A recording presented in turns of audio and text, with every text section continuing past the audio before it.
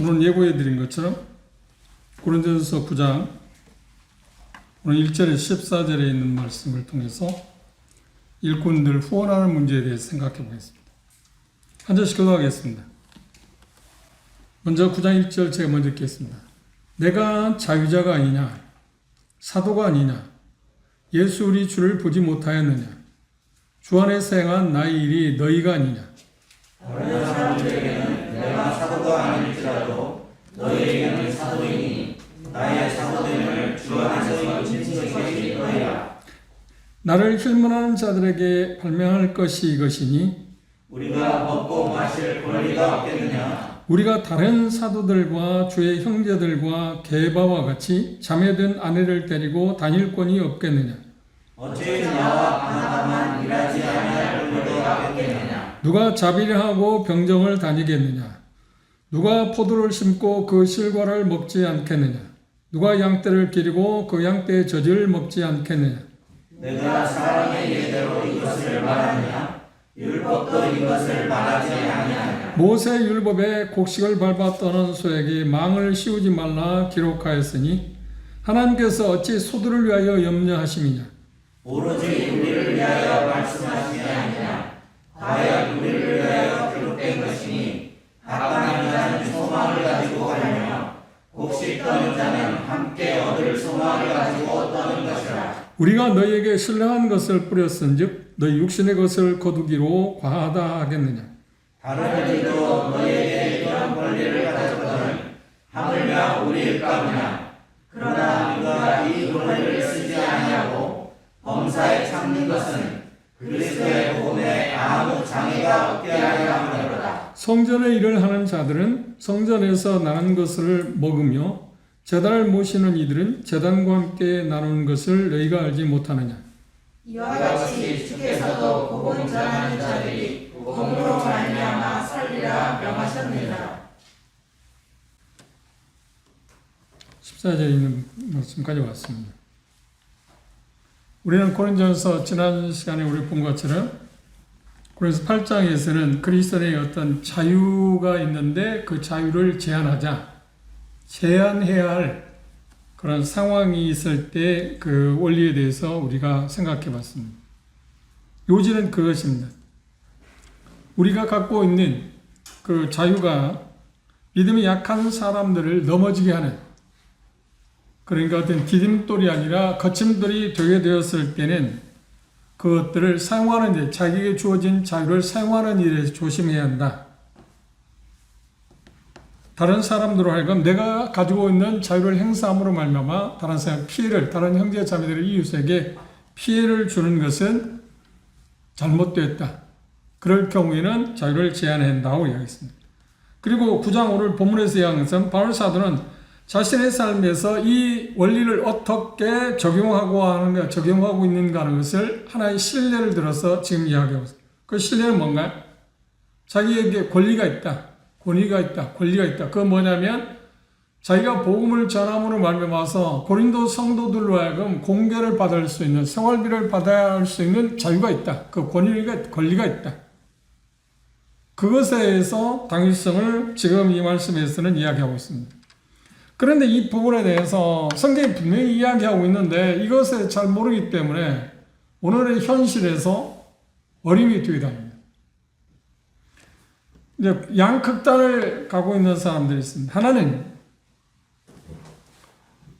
일꾼들을 전적으로 도와야 하는데 일꾼들 입장에서, 그러니까 성도들 입장에서가 아니고 일꾼들 입장에서 나를 도와야 한다고 주장하는 사람들이 있습니다.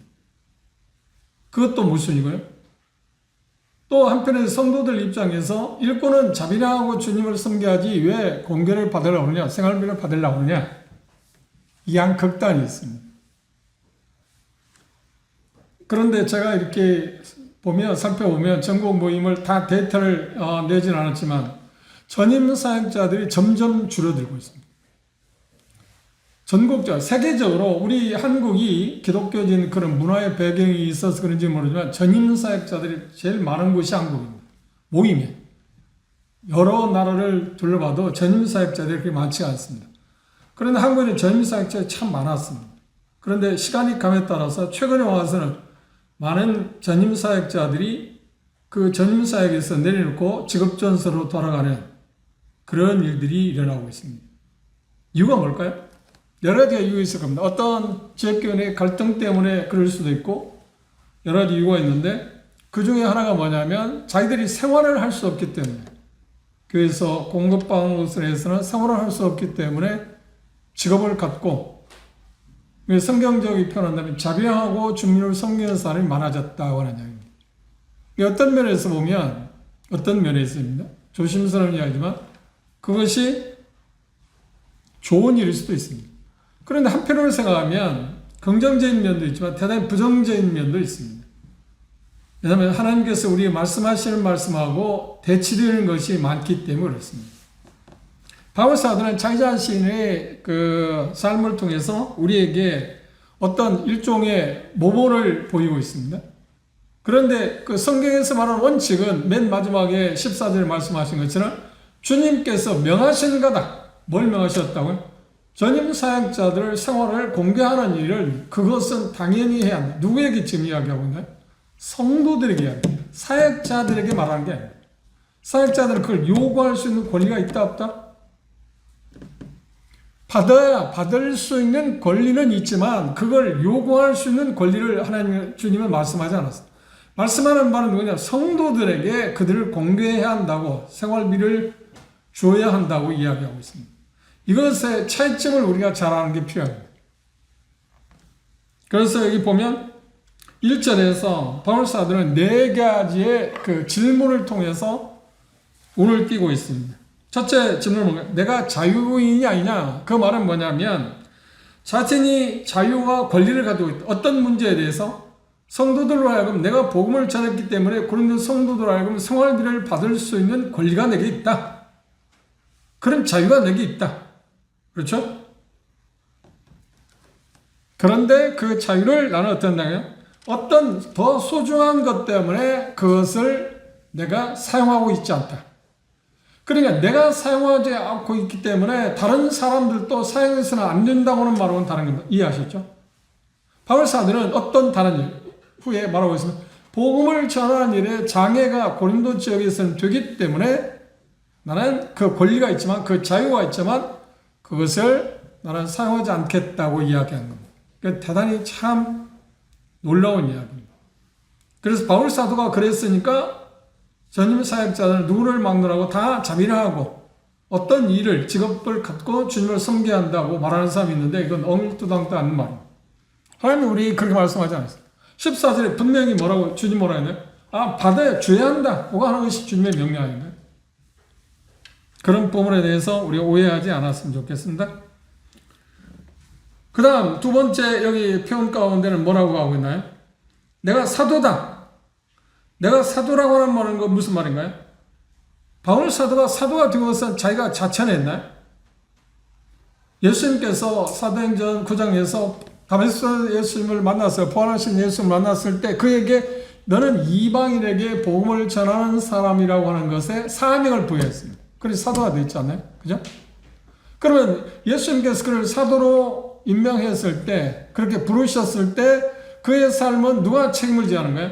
궁극적으로는 주님께서 부르신 분이 책임을 져야 합니다. 그런데 그 일을 누구를 통해서 그걸 하시겠다고요? 생활을 하도록 하겠다고요? 그렇죠.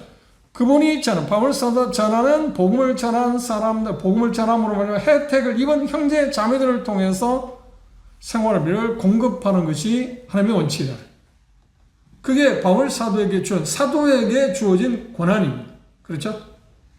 그래서 내가 사도가 아니냐고 하는 이야기입니다. 사도의 입장은 두 가지 증거를 이야기했습니다. 첫째는 뭐라 했나요? 내가 주님을 직접 봤다. 그건 우리가 사도행 공부에서 한 것처럼 사도행 9장에서 부활하신 예수를 직접 봤지 않나요? 그리고 두 번째, 자기 자신이 사도라고 할 때 입증할 수 있는 건 뭐냐면 고린도 성도들, 당신들이 바로 내가 사도임을 증거하는 확실한 증표다. 이 인쳤다고 하는 말을 했습니다.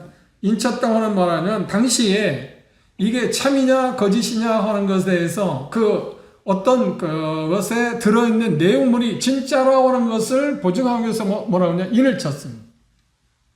그 속에 들어있는 것이 진짜다 하는 것을 증명하기 위해서 인을 쳤습니다.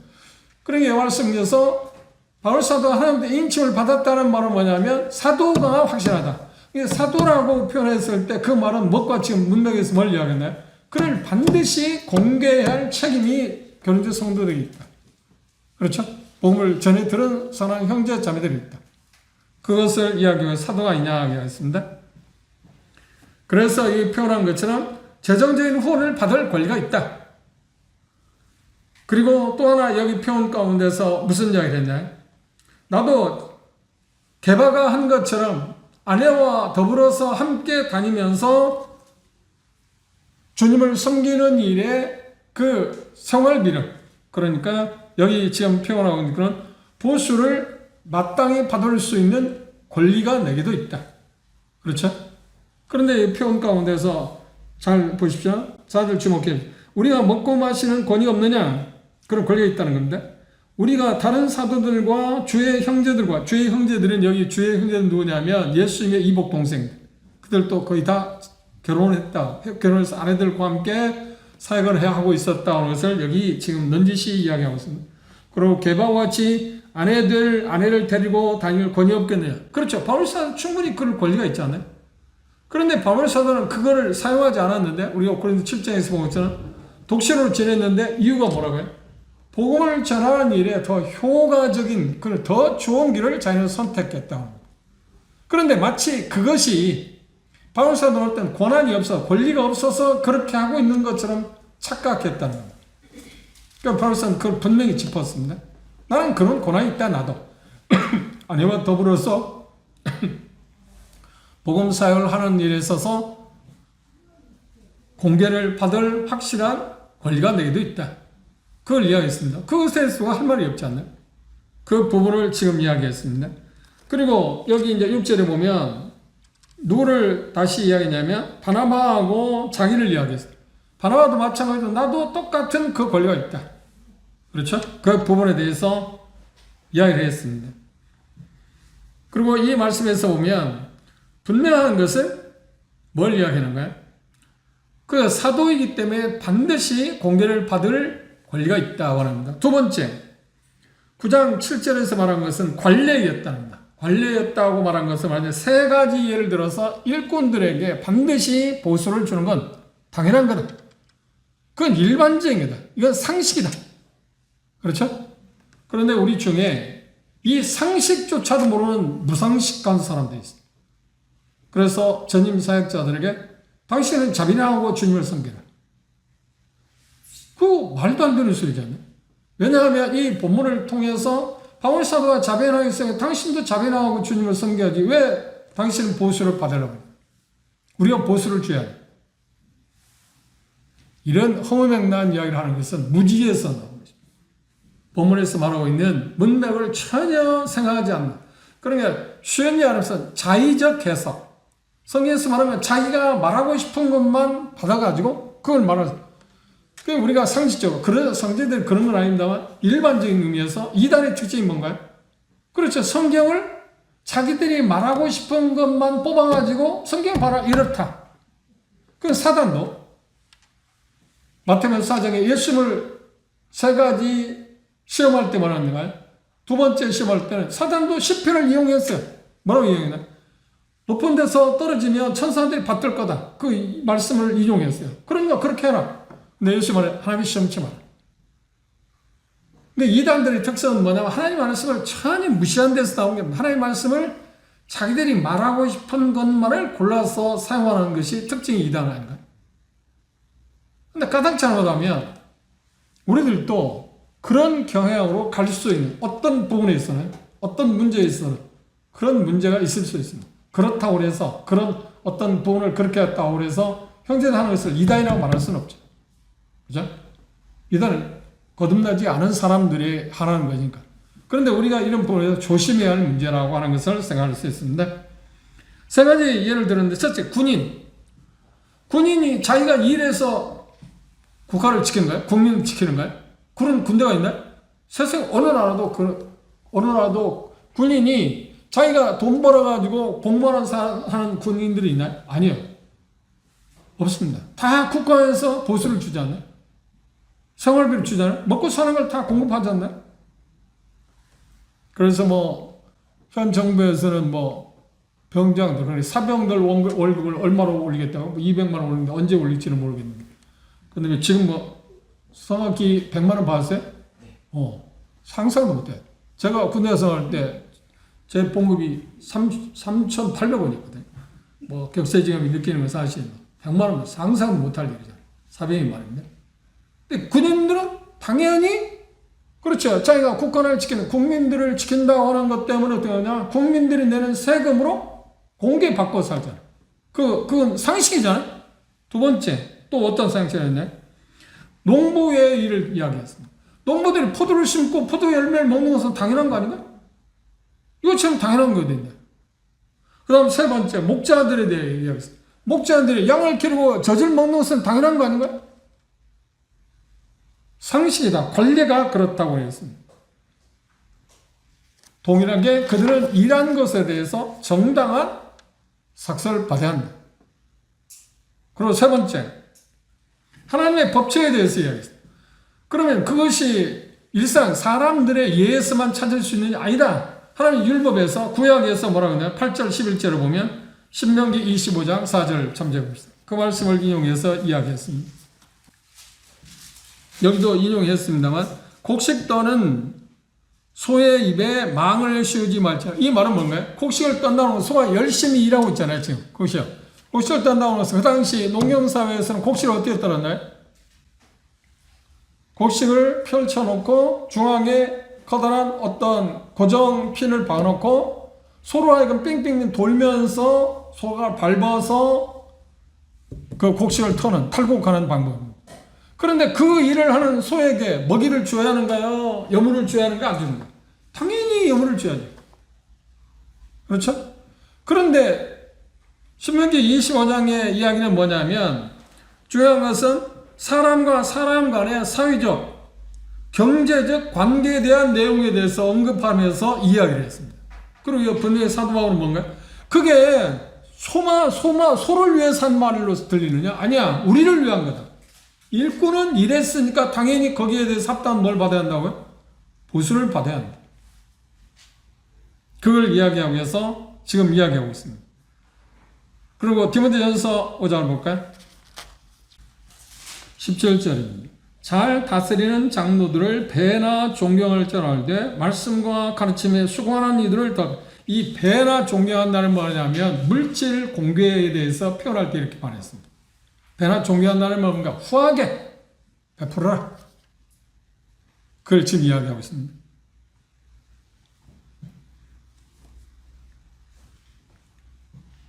그런데 바울사도는 선교 사역에서 1차, 2차, 3차 전도여행에서 다른 지역에서 이 공개, 그러니까 물질의 공급을 받지 않았는데 마게도니아 지역의 성도들로부터는 공개를 받았습니다. 물질을 받았습니다. 마게도니아 성도는 어디냐? 빌립보, 데살로니가 지역에 있는 성도들, 베레아에 있는 성도들이 바울사도가 어렵게 복음을 전하는 걸 보고 물질을 보냈습니다. 그것을 바울사도는 받았습니다. 사도행 16장 보십시오. 여러분들 기억하실지 모르는데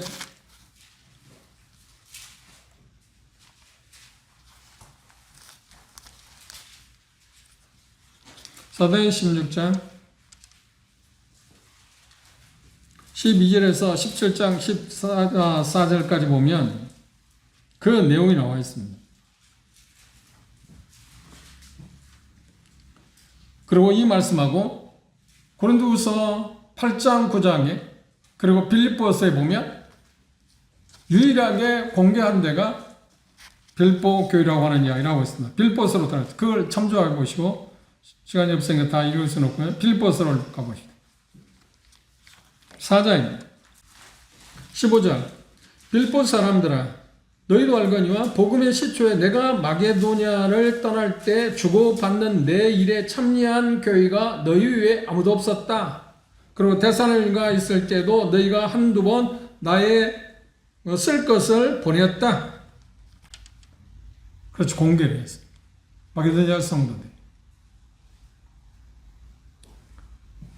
그 다음 네 번째, 일꾼들을 공개해야 할, 생활력을 공급해야 할 이유 가운데 뭐냐면 12절에 다른 사람들에게 너희들은 그렇게 했잖아요. 이 다른 사람들이라는 건 누구냐면 게바나 아볼로에게 현재 바울사님이 떠나왔잖아요.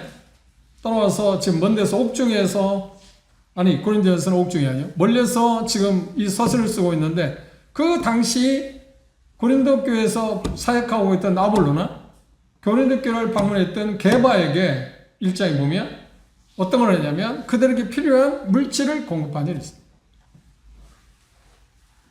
그걸 지금 이야기하고 있습니다.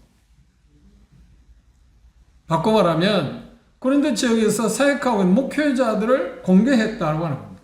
그런데 왜 바울 사도는 그걸 안 줬을까요?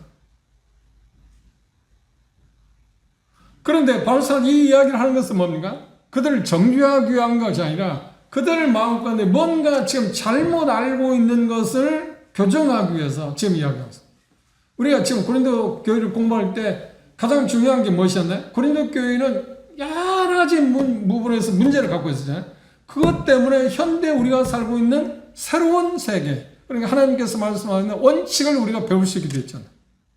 근데 가장 큰 문제 가운데 하나가 뭐냐면 일꾼들의 공개하는 문제에 대해서 정말 잘 모르고 있었다는 거예요. 그래서 바울사는 그들을 일깨우기 위해서 지금 이 이야기를 하고 있습니다. 마치 나에게 그렇게 해달라는 게 아니라 일꾼들에 대한 자세가, 사역자들에 대한 자세가 어때야 할 건가 하는 것을, 원리를 지금 이야기하고 있습니다.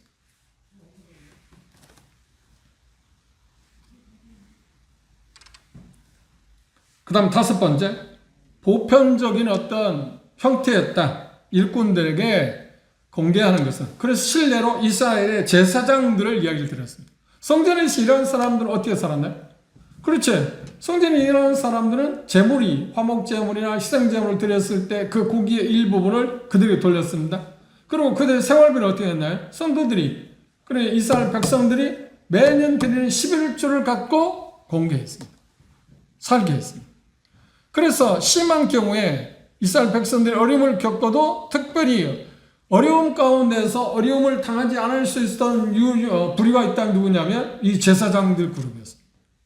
왜냐하면 그건 공급되었으니까. 그런데 이스라엘 백성들에게도 그런 문제가 있었습니다. 느헤미야서 보면 제사장들이 자기들에게 공개하는 것을 11조를 공개하지 않았기 때문에 자기 직업전선으로 돌아갔습니다. 그럼 직업전선으로 돌아갔다가 하나님을 위해서 대신해서 제사를 드려줄 사람이 없잖아요. 심각한 문제잖아요. 그래서 그 부분에 대해서 느헤미야나 에스라는 심하게 꾸짖고 그들을 다시 불러들여요. 에스라가 예루살렘에 돌아갈 때 가장 데리고 돌아갈 사람들을 가장 신경 쓴 사람이 누구냐면 제사장입니다. 레위 사람. 왜 그들이 없으면 제사를 드릴 수 없어요. 그것의 선례를 이야기하고 있어요. 성전에서 일하는 사람은 성전에 나는 것을 먹는다. 그거 확실하지 않습니까?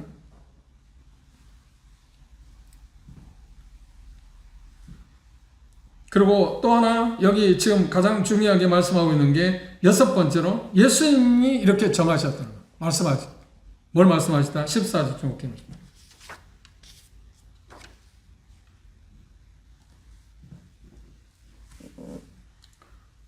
14절에 이와 같이 하는 앞에서 지금 이야기한 내용들, 5가지 내용들을 이야기한 것을 지금 이야기합니다. 주께서도 복음 전하는 자들이 무엇으로 말미암아 살 거라고요? 복음으로 삽니다. 신령한 것을 뿌렸은즉 뭘 거둘 수 있어야 한다고? 육신의 그 말은 뭐냐면 영적인 일을 했기 때문에 육신적인 게 뭐라고요? 그래, 물질을 공급받는 것은 당연한 거다. 그건 권리다. 그런데 바울 사도가 그 권리가 있었습니다. 그 자유가 있었음에도 말고 그걸 사용하지 않은 이유를 뭐라고 했나요? 여기 12절 하반절에 그렇게 표현해 있습니다. 다른 이들도 너에게 이런 권을 가졌거든 하물며 우리일까 보냐. 그러나 우리가 이 권을 쓰지 아니하고 범사에 참는 것은 그리스도의 복음에 아무 장애가 없게 함이라. 그 말은 뭐냐면 고린도 성도들 가운데 그런 생각을 했어요. 구차한 이야기죠. 저분들이 복음을 전하면 먹고 살기 위해서다. 자기들의 삶에 안락한 삶을 추구하기 위해서 복음을 전한다. 그런 참 이상한, 얼마나 고린도 교회가 지금 많은 문제를 갖고 있다. 성도들의 마음 의식이 얼마나 잘못되었냐고 상상할 수도 없잖아요. 그런데 이게 고린도 성도들만의 비단 그런 2000년 전에 고린도 성도들에게만 있는 마음은 아니잖아요. 오늘날 우리에게도 그 마음을 갖고 있는 사람이 있지 않나요?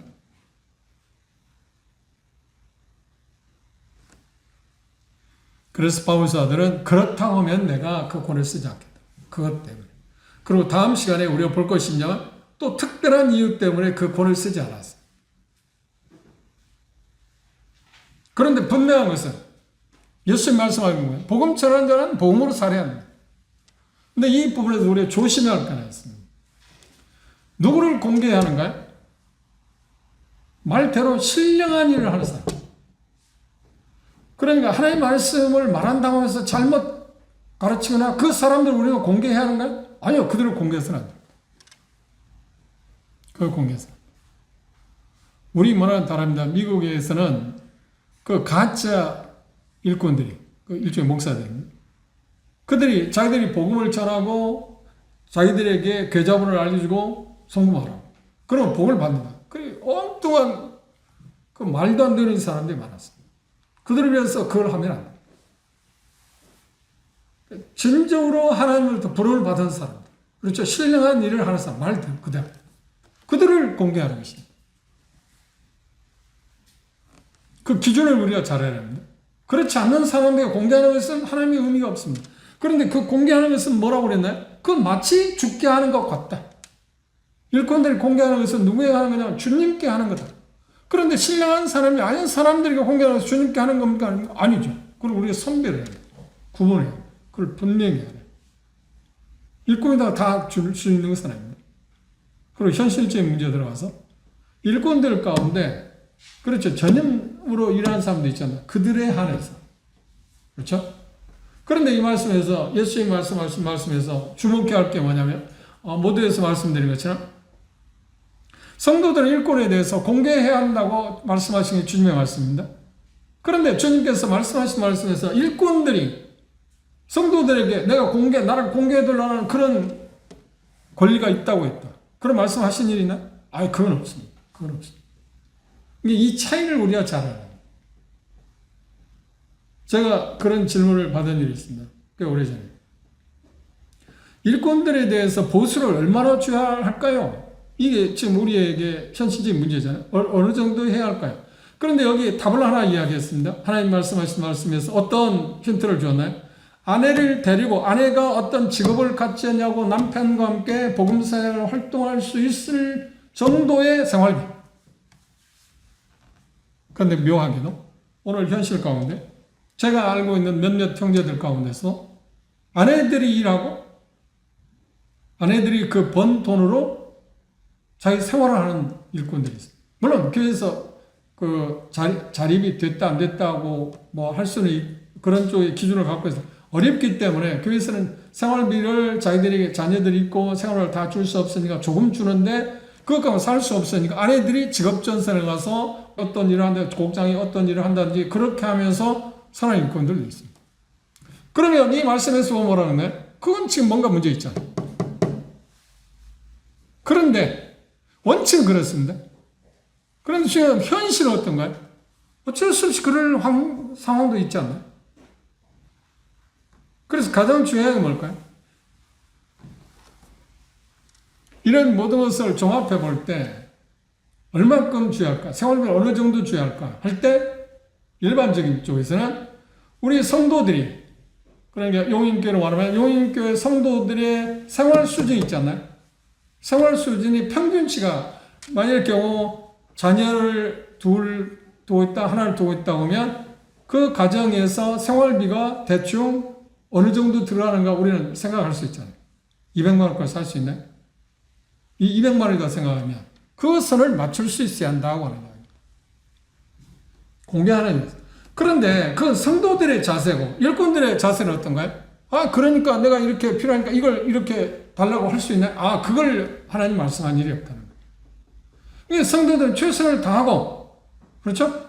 최선을 다, 액수가 중요한, 최선을 다, 마음을 다해서 돕고, 그리고 일꾼들은 그것이 하나님의 선물로 알아서 감사하는 그 태도가 중요해요. 양 방향에서 각각 자기들이 취할 태도를 취하는 것입니다. 그런데 그걸 바꿔서 성도들은 일꾼들에게 당신 자비량하십시오. 우리가 도울 수 없으니까. 그것도 문제고, 일꾼들은, 나는 지금 일하고 있으니까 얼마나, 내 생활비가 얼마나 되니까 얼마나 달라고. 그것도 문제라는 거예요. 그래서 성도들은 최선을 다해서 돕고, 일꾼들은 그것이 액수가 얼마나 어떻든 간에 그것이 하나님 주신 걸로 알고 감사하는 그 태도. 근데 여기서 꼭 짚고 넘어야 하나 있습니다. 그게 뭐냐면, 일꾼들은 절대로 자기 생활비를 요구할 수 있는 권한이 있다, 없다? 없다.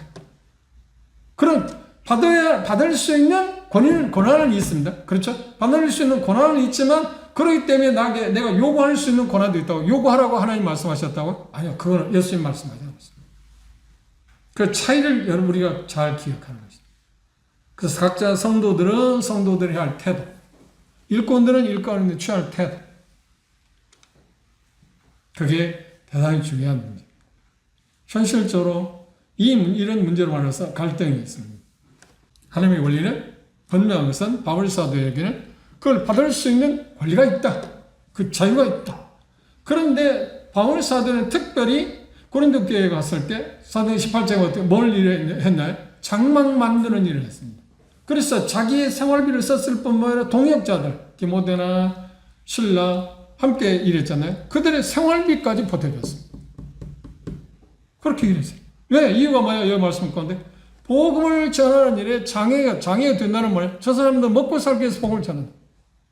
그런 얼토당토 않는 이야기를 하니까 나 그런 타고 안 한다.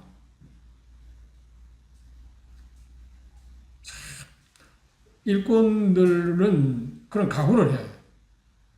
하나님이 나를 부르셨으니까 1차적으로 하나님께서 책임을 진다는 그런 믿음을 갖고 시작해야 할 거고, 성도를 바라보면 시험이 되잖아요. 자꾸 시험이 되잖아요. 그럼 성도들은 최선을 다해야겠지만, 그러지 못할 때 이건 성도들의 대단히 문제가 있는 거죠. 그리고 성도들이 최선을 다했을 거, 액수가 얼마가 됐든 최선을 다했을 때 이건 하나님 주신 거라고 감사하는 마음으로 받아들이는 것. 그게 상호 간에 서로가 해야 할 일들입니다. 그게 최선이죠. 그렇죠? 이 바울 사도는 자기 자신의 신뢰를 들여서 지금 모범을 보였습니다. 우리에게. 그 성경의 원리를 이야기했어요. 성경의 원리를 이야기했는데 가장 큰 게 뭔가? 주님께서 명령했다, 말씀하셨다. 뭐라고요? 복음을 전하는 자는 복음으로 말미암아 산다.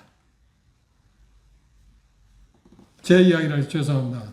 저는 처음부터 자비량하고 주님 섬기고 살았습니다.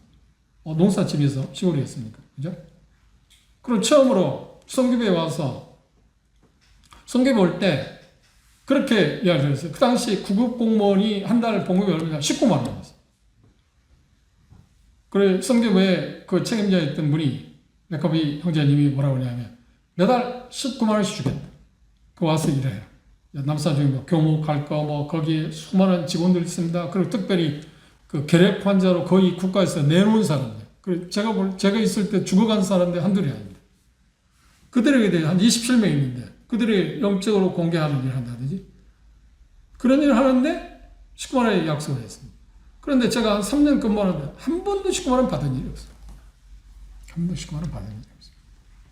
항상 어떤 데는 반도 안 주고.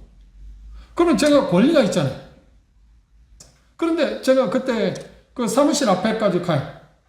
왜 안 주냐고. 그렇죠? 내가 권한이 있잖아요. 권리가 있잖아요. 저희가 그렇게 약속했으니까. 근데 이 앞에까지 가서 그냥 돌아왔어. 내가 이걸 갖고 사람에게 구차하게 그냥 굶으면 굶지 뭘 그거 가서 왜 달라고 할 필요가 있을까? 제가 생각할 때 한 번인가 두 번인가 그런 일이 있어요. 문 앞 갔다가 그냥 돌아왔어요. 하나님께서 사수해야죠. 이렇게. 그리고 3년 후에 김경림 교수 나온 게 동수원 전시회 이제 매산로 그 도청 밑에 매산로 께 이제 그 형제들이 초청해서 갔습니다.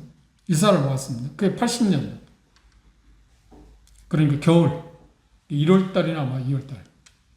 김경림이 잘 기억하시지만 방어도 막 추운데 방어도로 다니고 막 그랬거든요.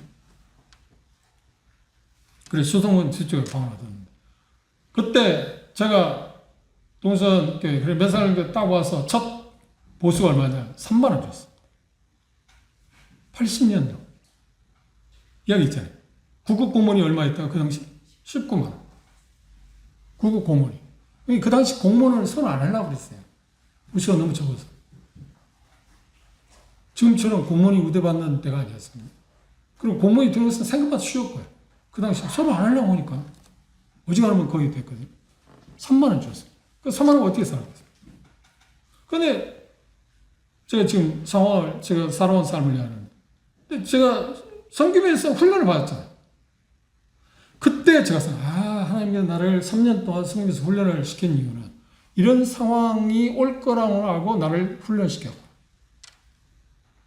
거기는 시골이니까. 근데 도시는 다 사먹여야잖아요.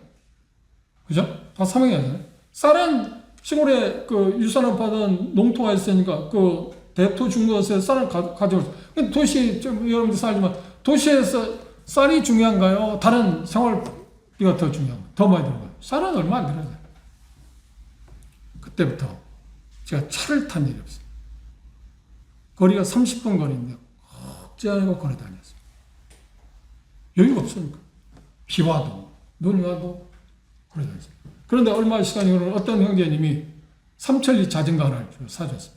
그 당시에 이제 삼천리 자전거 여러분들 오래전 기억해 보시면 뒤에 사람을 실을 수 있는 그게 있었어요. 그래서 제 아내를 태우고 그거 가지고 이제 신방도 하고, 그 당시에는 수원이 20만 명방도 안 됐어요. 그리고 수원은 그 당시에 높은 데가 별로 없었어요. 지금은 뭐 개발돼서 높은 데도 있고 하고 그렇지만 그런 기억이 나는데, 중요한 것은 제가 삶을 살아온다고 제 마음 건데 자비하고 주님의 섬기는 거다. 저는 그랬어요.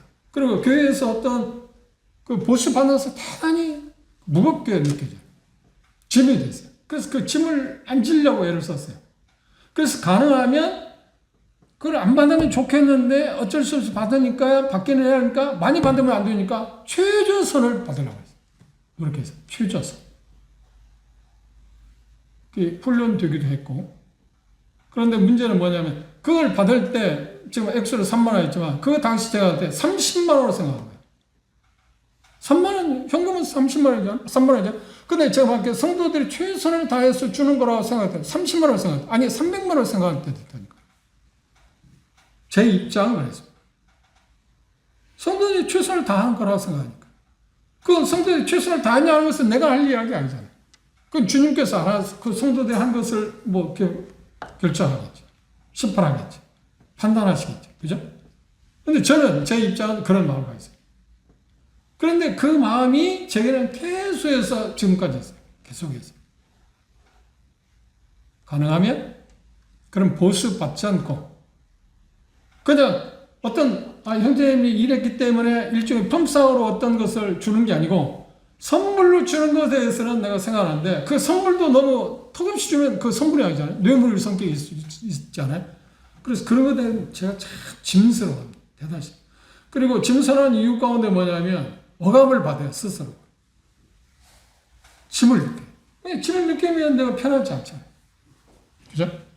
또 하나 이야기를 하면 동수전 예배당을 지을 때 짓기 전에 그 당시 전국에서 부평교회가 제일 많이 받았습니다. 뭐 강목이 이제 친구가 있으니까. 그리고 아마 제가 알기에 동수전교회가 줬어요. 한 250만 원 줬습니다. 엄청나죠. 근데 예배당 지을 때 한 9천만 원 대출 받았거든요. 그때 딱 잘라서 100만 원을 주기로. 그거 살아날 수 있습니까? 250만 원 어떻게 받겠어요? 빚을 졌는데. 물론 그렇게 하는 일이 있어서 문제가 있을 수도 있습니다. 근데 제 마음에서는 그것이 편하니까. 그리고 그 대신에 그렇게 살아갈 수 있는 다른 방법을 찾기도 했습니다.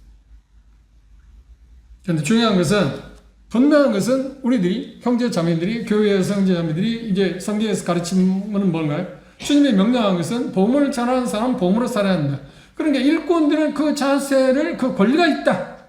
그 권리를 무시해서는 안 돼. 권리가 있다. 그런데 상황에 따라서, 개인에 따라서 바울사도처럼 복음에 지장이 되기 때문에 그 권리가 있는데 그걸 포기할 수도 있고 또 다른 여러 가지 이유로 위해서 자변할 수 있지 않나요? 그건 일꾼들이 해야 할 일이지 성도들이 당신은 자비하라고 할 수 있는 권한이 없다니까.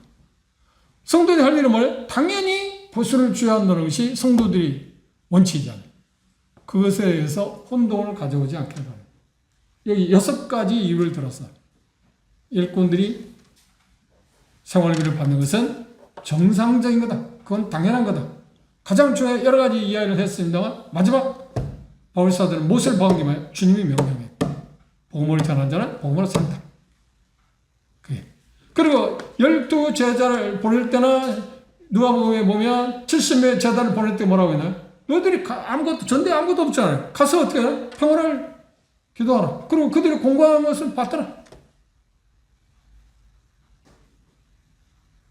이게 주님의 원리라고 하는 거예요.